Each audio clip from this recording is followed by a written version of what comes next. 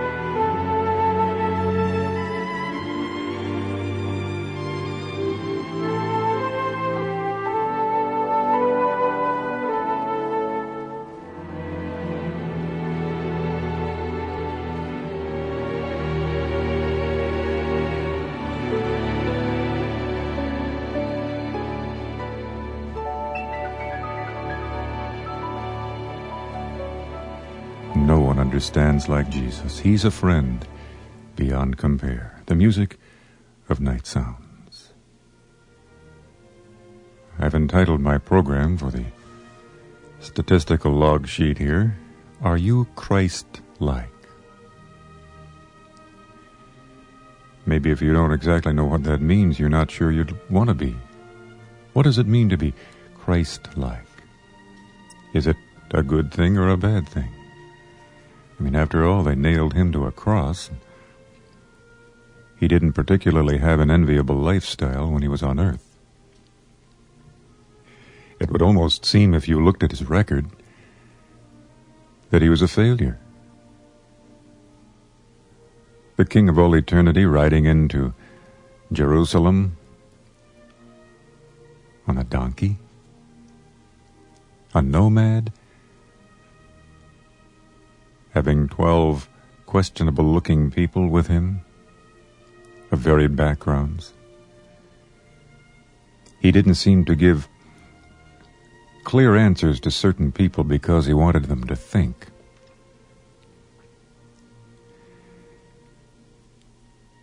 A young lady said to a friend one time, "It's easy for you to be a Christian because you're by nature unselfish." So the question comes, is it really easier for some people to become and remain Christians? And if so, why? In his book, Spiritual Stirrings, Charles Hembry said, "To be Christlike is to be unlike ourselves, because human nature fosters getting, while Christ demands giving." He talks of crosses to carry and races to run. He says we must lose everything if we would gain everything. It almost seems as if the Bible is a book of reversals. Maybe this is why the rich young ruler turned sadly away, because Jesus said we must lose our all if we would gain his all. What Jesus asked seemed too much for him to give, because he had not been conditioned to sacrifice.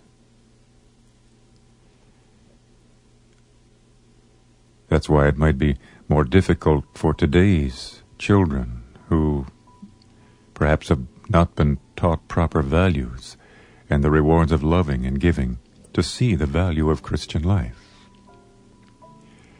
Perhaps that's why so many young people from Christian homes or environments have turned against the gospel.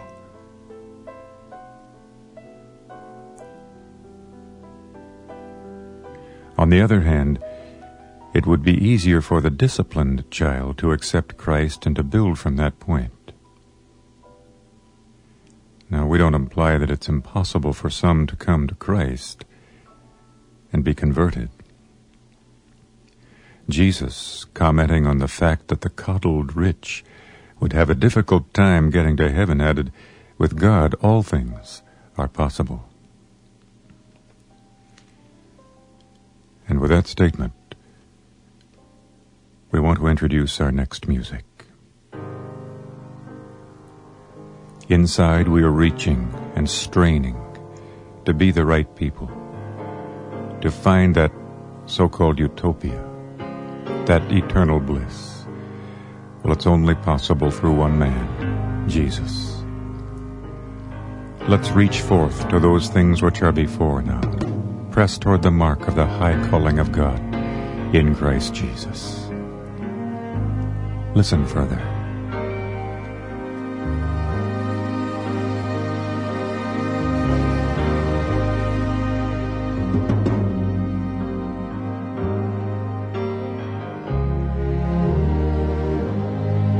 So love went on longing, and love went on reaching right past the shackles of my mind,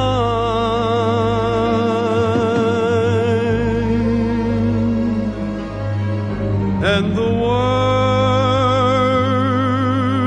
the Father became Mary's little son, and his love reached all the way to where I was.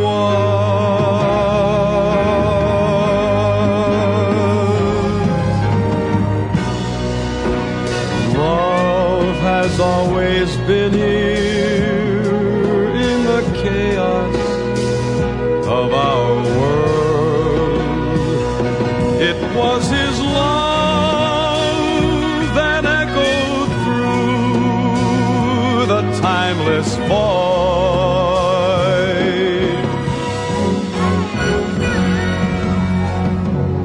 And whether in the universe or in worlds of my own mind. It was his love that turns that chaos into joy.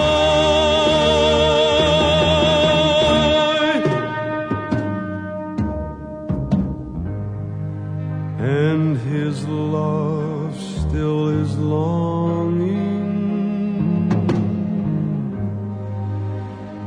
His love still is reaching right past the shackles of my mind,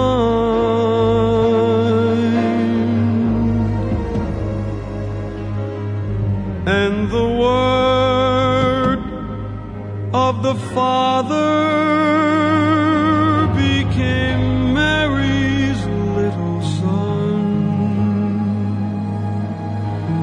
and his love reached all the way to where I was,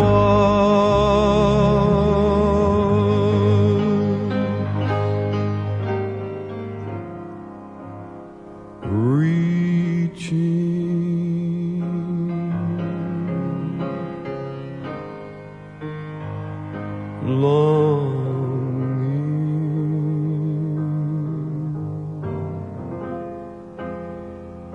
longing and searching,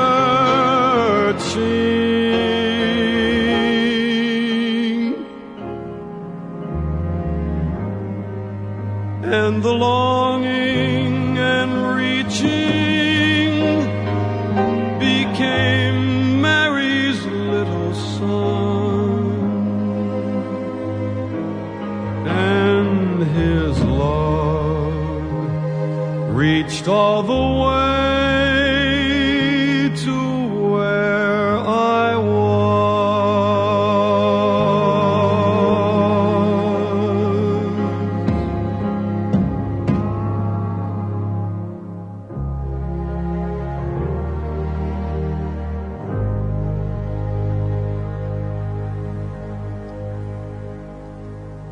And his love reached all the way to where I was. The compelling song by Dave Boyer on Nightsounds.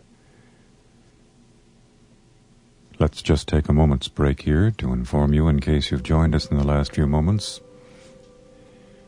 that Nightsounds comes to you from Wheaton, Illinois, a suburb of Chicago. We record 5 half-hour programs a week and are put on the air that many times by probably 95% of the stations we're on.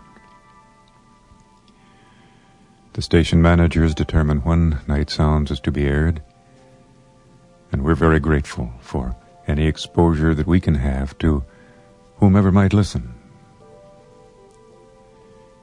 Our purpose is not to be hot dog performers or to make money or any devious things like these, but to minister grace in the name of Christ, and that's why we've been here for many, many years.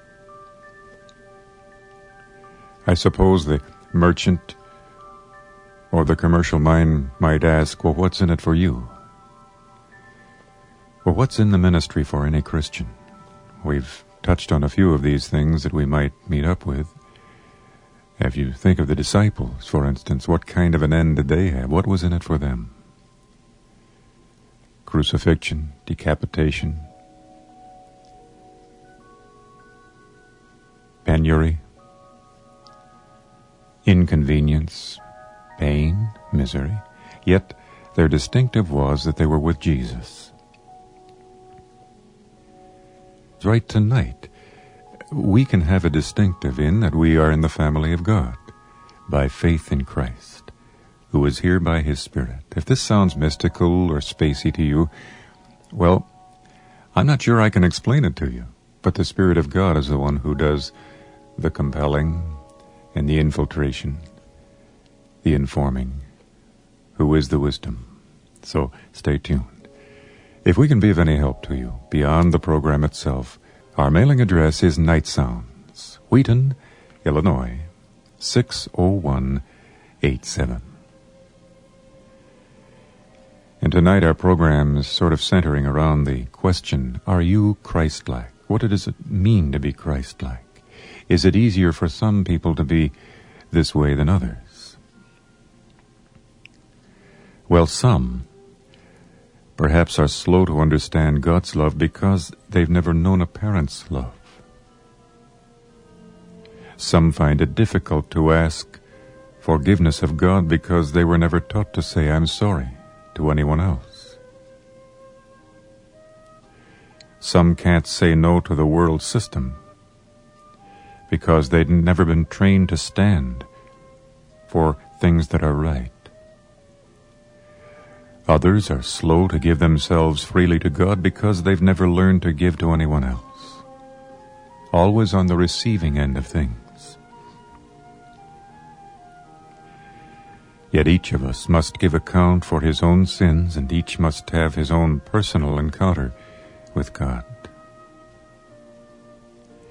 It's obvious that parents can make this encounter more natural by consistent Christian training in word and deed. And I think the consistency would be on the deed, not the word. Most people know the words. Those who come from Christian homes or environments sickeningly know the words. Perhaps that's all they've ever heard is words. They've not seen any consistency. We'll not be perfect. I've often thought, and perhaps wrongly so, that I couldn't get on the air on Nightsounds unless I was totally clean and almost perfect. But the more I program, the more I broadcast, the more we record and are in the ministry of Christ, the more inconsistent I see myself, the more problems it seems we have, the more impossible, unexplainable things to encounter. Greater is he who is in you than he who is in the world, the Scriptures promise. The Word of the living God never tells us what to do without showing us how. And for parents, it offers definite helps in guiding the children to be all that they can be by His grace. The gospel of Christ is so simple. To be Christ-like is to deny yourself many things. But it's not a one-sided affair. In denying, you gain. There's no way you can outgive God. He'll give you back tenfold or more for anything you give Him, because He's dependable. He's credible. We can trust Him. That's why in the next few moments, I want you to listen closely to the words and music of this next song medley. A couple of songs that speak about trusting and putting your full weight on the credibility of God. Trusting is believing that God will keep His word, and trusting is believing your every prayer is heard,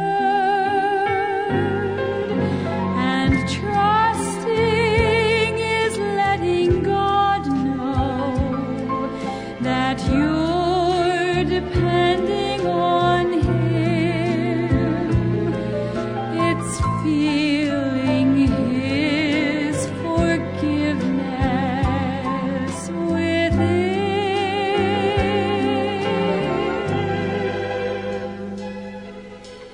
Trusting is believing that God could care for you, and trusting is believing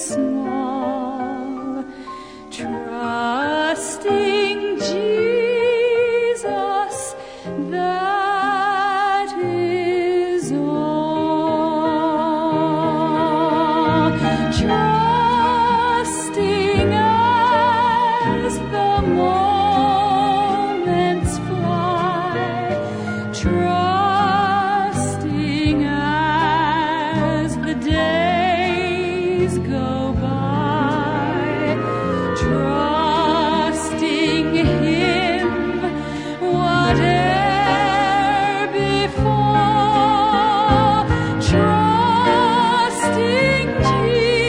Jesus, that is all.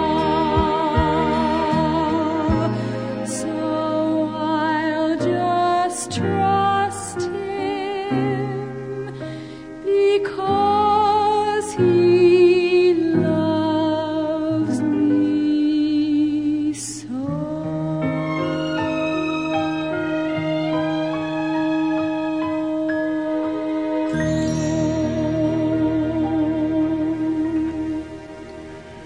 The voice of soprano Diane Susek on Nightsounds, a medley on trusting. One of the definitions of communication is a transfer of meaning. The Christian life is not to be lived selfishly, it's to be shared.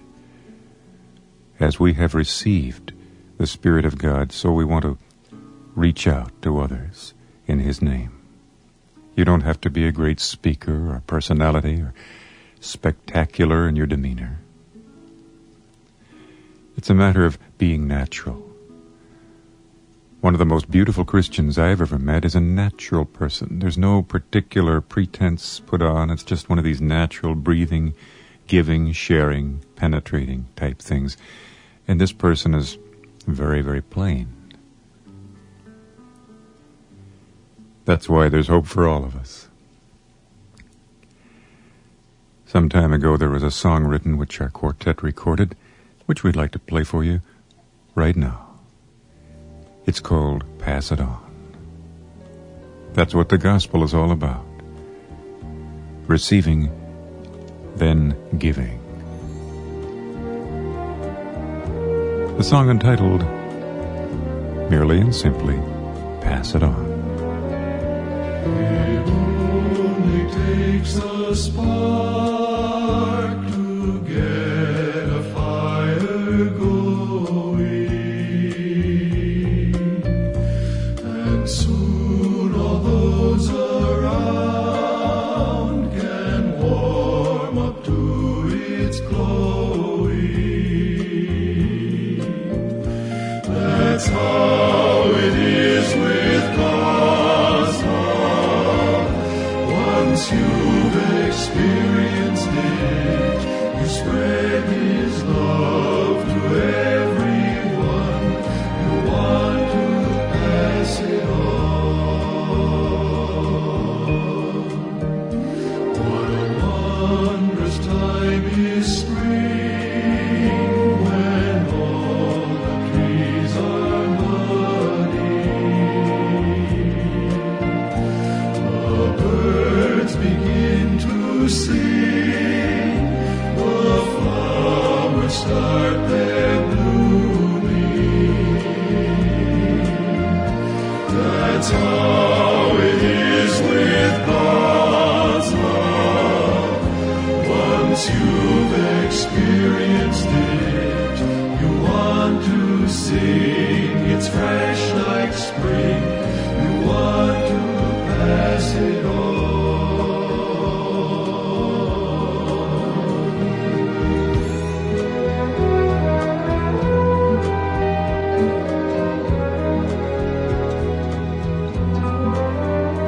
I wish for you, my friend, this happiness that I found. You can depend on Him.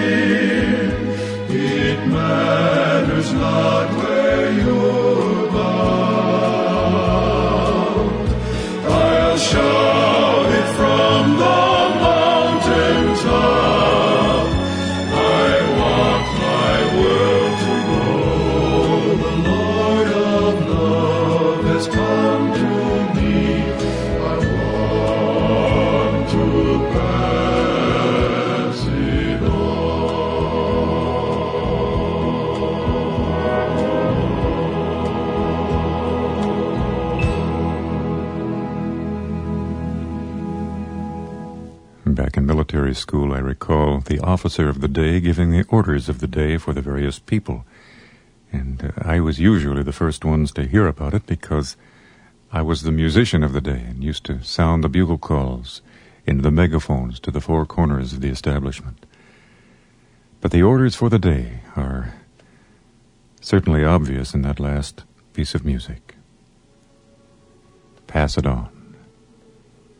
It's possible to be Christ-like, even if by nature we may not be that way. Because God is there, and He is all-powerful. And Jesus says, "Come to me, all you who labor and are heavy laden, and I will give you rest. Take my yoke upon you. Learn of me. For I am meek and lowly in heart, and you shall find rest unto your souls, and this rest will be communicated to those around you." Thank you for sharing these moments with me. Once again, if we can be of any help to you, our mailing address is Nightsounds, Wheaton, Illinois, 60187. I'd love to hear from you this week. Have a good day tomorrow, and until we meet again on Nightsounds, a very pleasant and restful good night.